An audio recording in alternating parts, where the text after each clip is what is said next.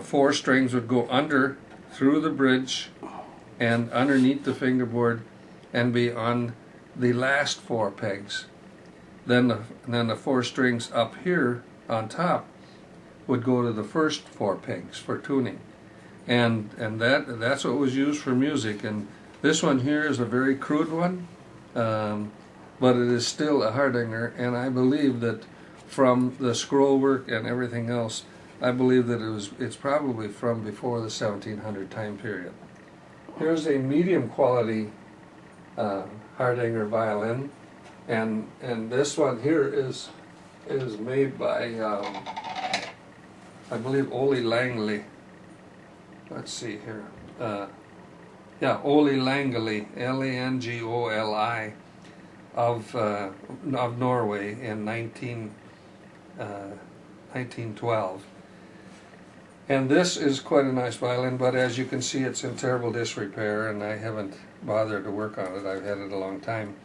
I ran across it and wanted it, and I doubt that I'll ever restore it. I don't know if anybody will ever restore it, but it has my dad's repair label in it. So sometime many years ago, my dad worked on this violin. So it means something to me. It has my dad's repair label in it. And this happens to be a statue of my father, and I was at the Civic Center before it was tore down, and it was a food tasting event, and yet up in the hallway there was a wood carver, and he had carved buffaloes and horses and everything else, and he carved a cowboy fiddler with a vest on and cowboy hat, and I said, you know, if you could carve a fiddler resembling my dad, I would love it.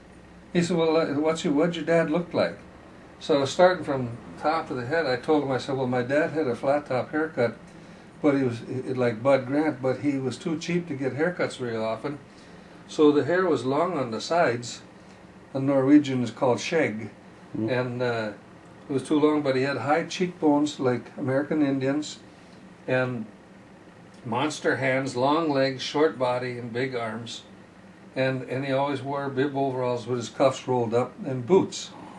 Now I gave him that verbal description.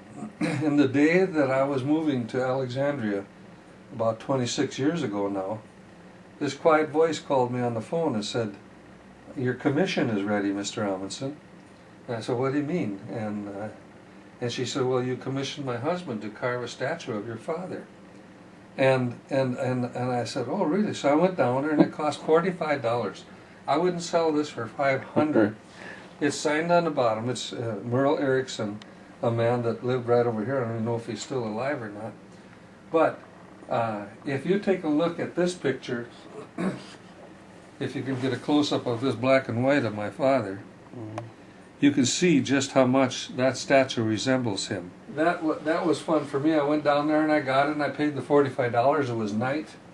And the first stoplight I come to, I took the top off the shoebox to see what the statue looked like, and I could not believe how much that looked like my dad. And everybody that comes here that knew my dad, they think I carved a statue of my dad because of how, and the guy didn't have a picture to go from or anything.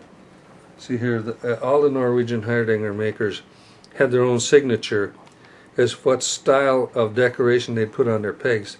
You notice this is 8-string again. Now that one that I showed you up there, right here, is a 9-string, which is very, very rare. But this one is made by Gunnar Helland and his brother in Chippewa Falls, Wisconsin in 1912. And those boys, the brother died in 21, and so Gunnar Helland, his name was Gunnar Gunnarsson Helland, moved to Minneapolis here and worked for Jacob Lund for a couple of years, and then opened his shop up in Fargo. And from then on he was in Fargo, and that's where he died.